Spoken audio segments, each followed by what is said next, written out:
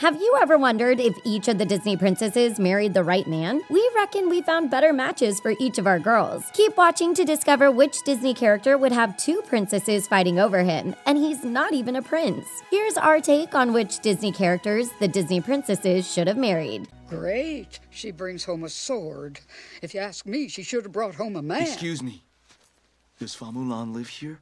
Ariel and Aladdin. Ariel ended up marrying Prince Eric in The Little Mermaid, but we think she might have even more fun with that self-confessed street rat, Aladdin. We all know that Ariel's obsessed with humans and the world above the sea, and that must have played a big part in her instant attraction to Eric. After all, he was the first human man she'd ever seen. Sure, he's handsome and kind, but his level of adventure was taking Ariel on a carriage ride. We reckon Ariel might get bored with Eric eventually. She's so full of enthusiasm for new experiences. Could Eric keep giving her what she needs? So the question is, who would be more exciting? Aladdin, that's who. When Aladdin was a street rat, he lived life on the edge. He stole food to survive and tricked the palace guards. Let's not forget Ariel is also a rule breaker, going against her father's wishes, so she'd be thrilled by Aladdin's mischievous side. Plus, Ariel would adore going for a ride on his magic carpet. After all, you can't get any further from the ocean than the sky. Aladdin is certainly one fun guy.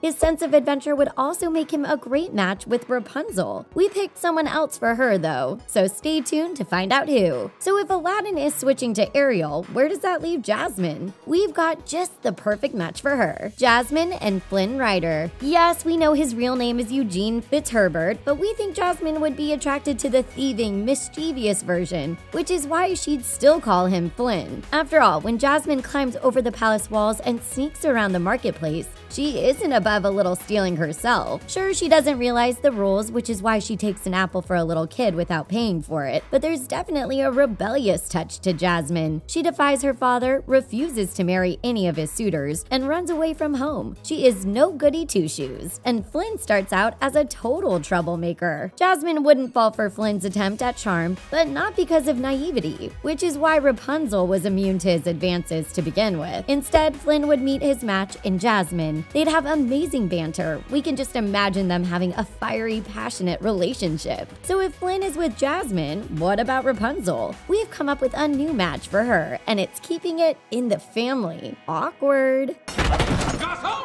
Your finest table, please. Rapunzel and Kristoff. Why would it be awkward for Rapunzel to marry Kristoff? Well, because he was in love with Anna, and fans have theorized that Rapunzel is cousins with Anna and Elsa. One of the pieces of evidence for this connection is that Rapunzel and Flynn are seen attending Elsa's coronation in Frozen. So if we did switch up this pair, any future family gatherings would definitely be uncomfortable. But why do we think Rapunzel suits Kristoff better than Flynn Rider? They have plenty in common. Neither of them were raised by their birth parents. They both built solid friendships with animals in their childhoods. Sven the reindeer for Kristoff and Pascal the chameleon for Rapunzel. And they're both pretty quirky with a love of the outdoors. Our next new match shares cousin ties with Rapunzel as well. This theory about family connections in the Disneyverse has actually been confirmed by Frozen director Chris Buck. He told MTV News that he has a fun little story in his head that Anna and Elsa's parents didn't die on the boat. They were actually shipwrecked on an island. They had a baby boy before being killed by a leopard. And who was that baby boy? Tarzan. So he's Rapunzel's cousin too. And we think Tarzan would make the perfect match for another Disney princess. What if you hate the way he picks his nose? Picks his nose? And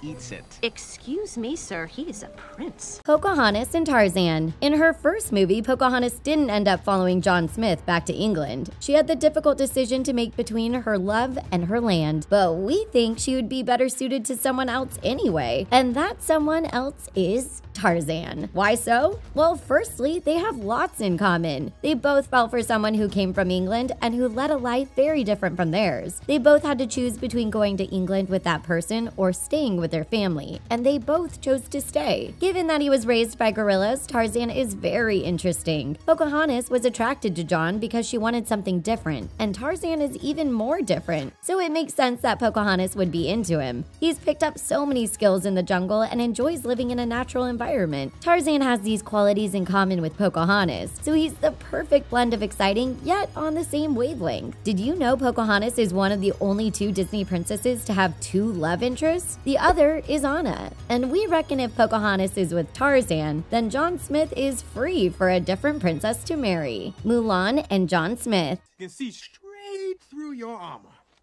Mulan is arguably the toughest out of all the Disney princesses. She's a fighter literally in the Chinese army, so she'd need a man with that same spirit. Sure, she found that in Shang, but we reckon her life would be more adventurous with John Smith. They'd enjoy learning about each other's cultures, and they could spar together too. You know, they could even start up their own regiment together. Now that would be formidable. We also think Mulan would be well matched with Pocahontas' other love interest, Kocoum. He's strong and courageous, which is just what Mulan respects, but he's also very serious, which isn't exactly her type. Besides, Kocoum doesn't make it to the end of the movie, so we'll need to stick with John then. So what about Mulan's husband Shang? We've got someone else lined up for him. Tiana and Shang. We reckon Tiana and Mulan would be besties as they have so much in common, like their work ethic and their respect for their fathers, so it makes sense that they would have a similar taste in men, which is why we reckon Shang would float Tiana's boat. He has great respect for his father too, which would impress Tiana, and he's a hard worker. You can't say the same for Prince Naveen. In fact, he's quite the opposite. Shang has pretty sexist views until Mulan helps him see the light. We reckon Tiana would also help Shang realize a woman's worth. He'd have great respect for her dedication to her dream of opening a restaurant, and we're sure he'd love her home cooking. We can just imagine these two with adorable little kids running around at home. So where does that leave Tiana's other half, Prince Naveen? We've got just the princess for him, Cinderella and Prince Naveen. We can't help but feel the 3 Disney princesses that started the whole franchise got a bit of a raw deal with their princes. Sure, they were handsome and everything, but they had hardly any character development. Cinderella's Prince Charming didn't do much other than dance at the ball and look for the foot that fit the glass slipper. Sure, Cinderella was thrilled to get hitched to the prince, but we'd like to think that she'd want more out of life in the end. Spending the rest of her days cleaning and singing wouldn't be thrilling now, would it? However, if she were to end up with someone like Prince Naveen, she'd have a much more interesting ride. He's got swagger and cheekiness, and these two actually have quite a lot in common. They both love music, and that's a big point in their favor. Naveen could introduce Cinderella to jazz music. She could start rocking out to a trumpet. Now that we'd love to see.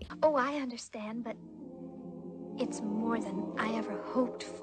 And Cinderella could help Naveen become more self-sufficient. She could teach him how to cook and clean. Although they come from very different places, they would understand each other's family situations. Naveen was cut off from his family's money. Cinderella was cut off from her family's riches. Yes, it was for very different reasons, but that shared experience of being excluded would surely bond them. If you thought Cinderella and Naveen were a weird mix, just wait until you hear our next bizarre pairing. Anna and Peter Pan. Yes, you heard right. We think Anna and Peter Pan could make a good match. Hear us out on this one. First off, we need to say that we're thinking about Peter Pan being a bit older, 18 years old to be precise, the same age as Anna, but still with his youthful spirit. He's the boy who never grew up, and Anna totally has that young, wide-eyed enthusiasm too. She wants to shove chocolate in her face after all. Anna has the superpower of love, and that's just what Peter needs. Anna is a go-getter too. Despite her naivety, she's willing to try new things. Peter is daring and loves adventure. Together they could have a magical time. We're not sure Tinkerbell would be too happy though. Belle and Prince Eric. Belle and Ariel would be besties because Ariel's voice actress, Jodie Benson, says so. That's because she's BFFs in real life with the woman who voices Belle, Paige O'Hara, and she reckons the 2 princesses have lots in common. Plus, they share the same live-action model, Sherry Stoner, so we reckon their taste in men could also be similar. Belle had a pretty tough ride with the Beast before he transformed into Prince Adam. Could she be better suited for Ariel's husband, Prince Eric?